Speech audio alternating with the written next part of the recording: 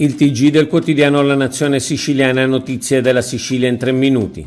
Schifani, prima di tutto compensare i costi dell'insularità. La condizione di insularità grava sulla Sicilia per oltre 6 miliardi l'anno, lo ha ricordato il presidente della regione Renato Schifani. Questi oneri a proseguito vanno compensati dallo Stato attraverso la continuità territoriale, la fiscalità di sviluppo e la perequazione infrastrutturale. E ha ribadito che la compensazione dei costi dell'insularità rappresenta una precondizione a qualsiasi idea di regionalismo differenziato.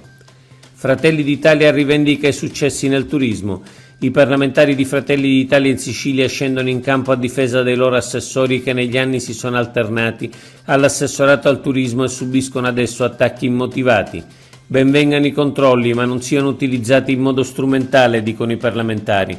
Il risultato del lavoro dei nostri assessori è sotto gli occhi di tutti. Nel 2022 in Sicilia c'è stato un più 63,3% di arrivi e rispetto al 2019 i dati di permanenza sono passati da 2,6 notti a 3,4. La nota dei parlamentari si conclude chiedendo un intervento chiaro del presidente Schifani. Schifani, verificare revoche sì Sicily. La risposta di Schifani sembra chiarissima. Non ero a conoscenza, ha detto, dei provvedimenti dei dirigenti dell'assessorato di rescissione di alcuni contratti con albergatori siciliani nell'ambito dell'iniziativa Sì Sicily.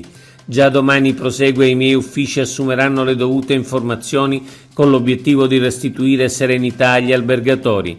Tra l'altro, conclude Schifani, ho sempre apprezzato l'attività del precedente governo riguardo le attività promozionali messe in campo dall'assessorato al turismo.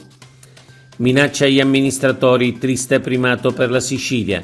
Il 75% di atti intimidatori e aggressioni ai danni di amministratori locali in Europa tra il 2020 e il 2022 è avvenuto in Italia.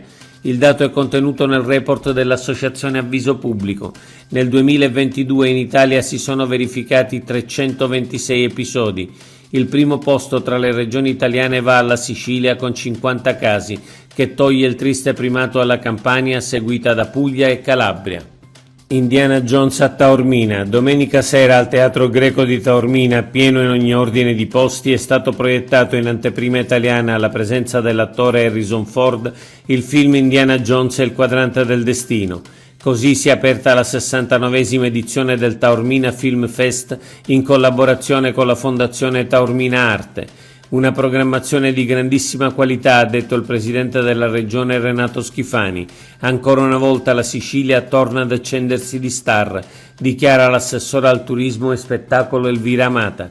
E scompaiono, aggiungiamo noi, le piccole polemiche del sindaco De Luca che non fanno altro che danneggiare Taormina.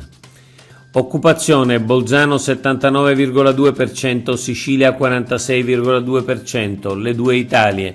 Il tasso di occupazione in Italia nel 2022 sale al 64,8%, oltre 2 punti percentuali in più rispetto al 2021, ma esistono sempre due Italie. Nel nord gli occupati superano il 70% della popolazione tra i 20 e i 64 anni, mentre al sud raggiungono appena il 50% e si va dalla punta estrema del 79,2% dell'Alto Adige al 46,2% della Sicilia.